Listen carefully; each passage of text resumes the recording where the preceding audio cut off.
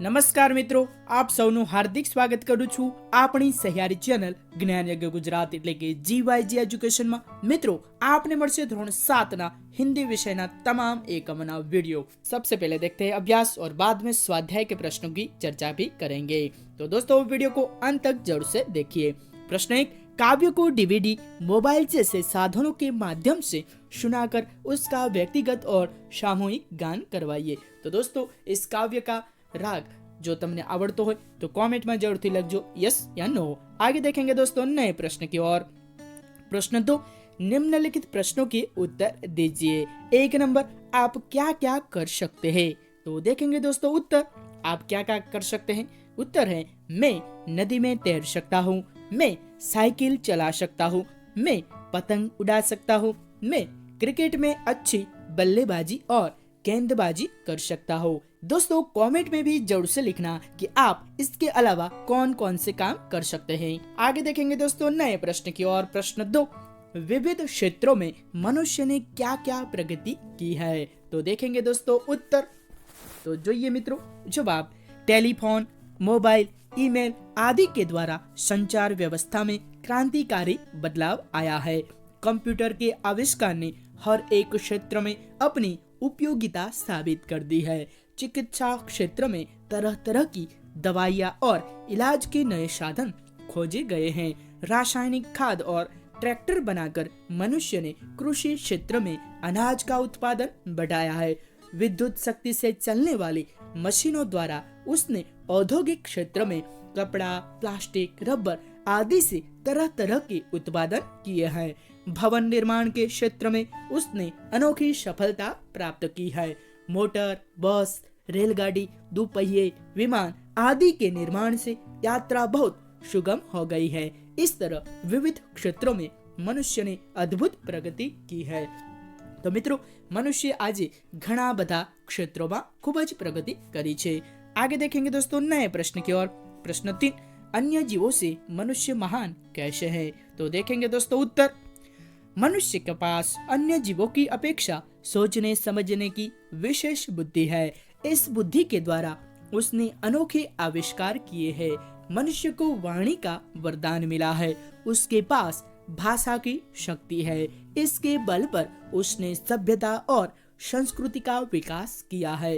इस प्रकार मनुष्य अन्य जीवों की अपेक्षा महान है।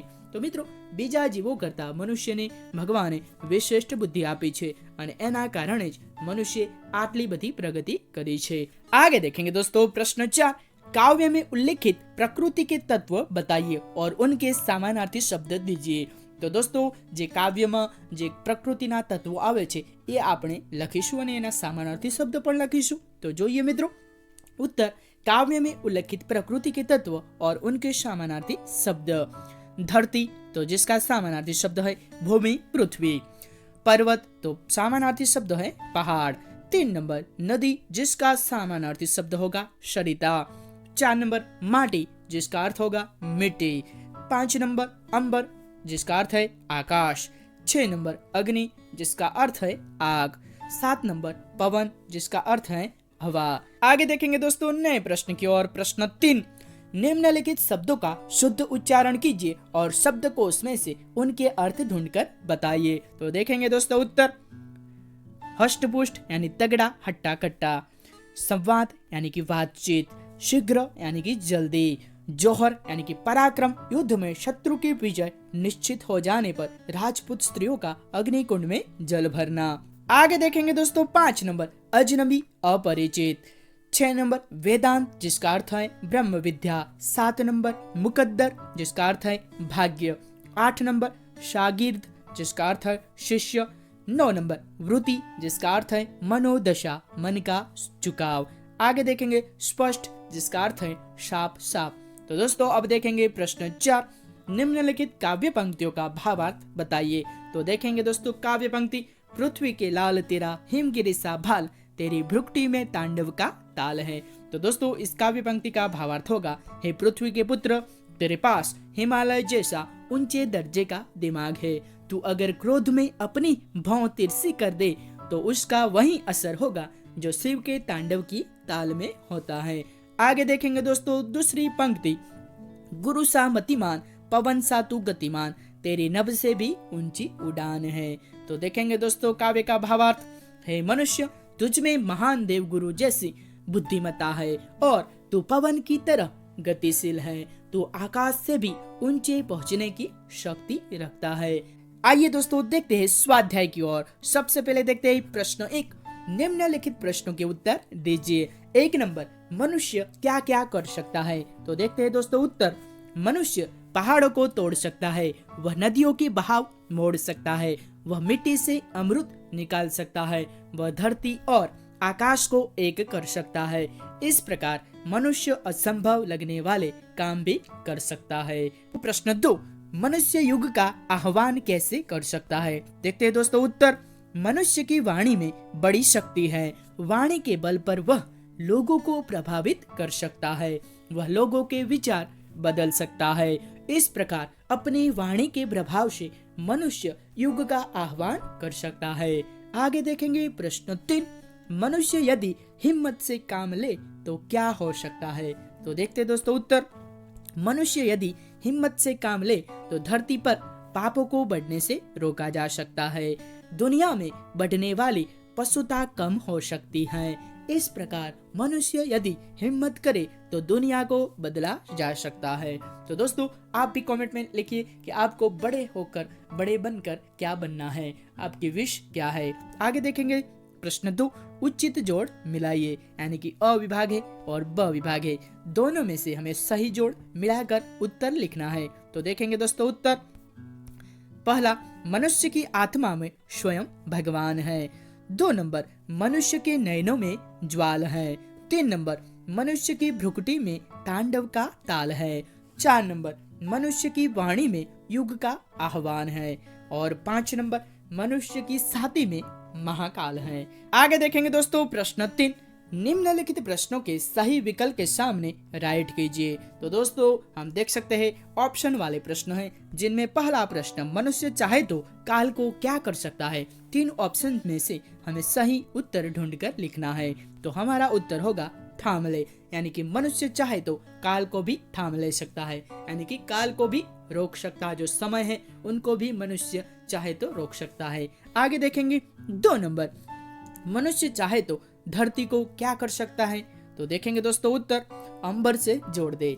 तो मनुष्य चाहे तो धरती को, यानी कि जो धरती છે અને જે અંબર એટલે કે આકાશને ભેગું કરી શકે છે। आगे देखेंगे 3 नंबर, मनुष्य चाहे तो माटी से क्या कर सकता है? तो हमारा उत्तर होगा अमृत निचोड़ दे, यानी कि जो माटी है उनसे भी हम अमृत निकाल सकते हैं। आगे देखेंगे नए प्रश्न की ओर। प्रश्न 4, नीचे दिए गए शब्दों के विरोधार्थी शब्द देखकर वाक्य में प्रयोग कीजिए। तो दोस्तों नीचे आपेला शब्दों છે જેમાં વિરોધાર્થી શબ્દો લખીશું અને ત્યારબાદ વાક્યમાં પ્રયોગ કરીશું।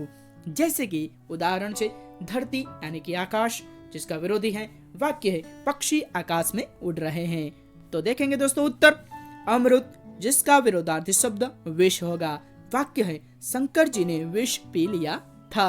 आगे देखेंगे 2 नंबर, वरदान, जिसका विरोधार्थी शब्द अभिशाप होगा, वाक्य है दहेज प्रथा एक सामाजिक अभिशाप है। आगे देखेंगे 3 नंबर, ऊंचा, जिसका विरोधी है नीचा, वाक्य है शर्म से उसका सिर नीचा हो गया। 4 नंबर, पाप, जिसका विरोधी है पुण्य, वाक्य होगा विद्या का दान बहुत बड़ा पुण्य है। आगे देखेंगे 5 नंबर, जीवन, जिसका विरोधी है मृत्यु, वाक्य है वीर पुरुष मृत्यु से नहीं डरते। जो ये मित्रों अंतिम प्रश्न, प्रश्न 5, नीचे दिए गए शब्दों को शब्दकोश के क्रम में रखकर उनका अर्थ शब्दकोश में से जानिए और लिखिए। तो मित्रों નીચે આપેલા શબ્દોને આપણે શબ્દકોશનો ક્રમમાં ગોઠવીશું, ત્યારબાદ તેનો અર્થ પણ લખીશું। તો જોઈએ શબ્દો तूफान, वरदान, नयन, शीश, क्षति, आईना और झंकार। तो जिसको हम शब्दकोश के क्रम में लिखेंगे, सबसे पहले आएगा शब्द आईना, दूसरा शब्द होगा क्षति, तीसरा शब्द झंकार। आगे देखेंगे तूफान, नयन, वरदान और शीश। इस तरह शब्दकोश के क्रम में लिखेंगे। आगे देखेंगे दोस्तों उनके अर्थ। देखेंगे सबसे पहले आईना यानी कि दर्पण, 2 नंबर क्षति यानी कि हानि, 3 नंबर झंकार यानी कि पायल, वीणा, सितार आदि की ध्वनि, 4 नंबर तूफान यानी कि आंधी, हवा, पानी का भीषण उत्पात, 5 नंबर नयन तो कि नेत्र और आंख। 6 नंबर वरदान यानी कि कृपा। और 7 नंबर शीश यानी कि मस्तक, माथा। तो दोस्तों आज का वीडियो यहीं समाप्त हो जाता है। वीडियो देखने के लिए आप सबका बहुत बहुत आभारी हो। नमस्ते, जय हिंद, जय भारत।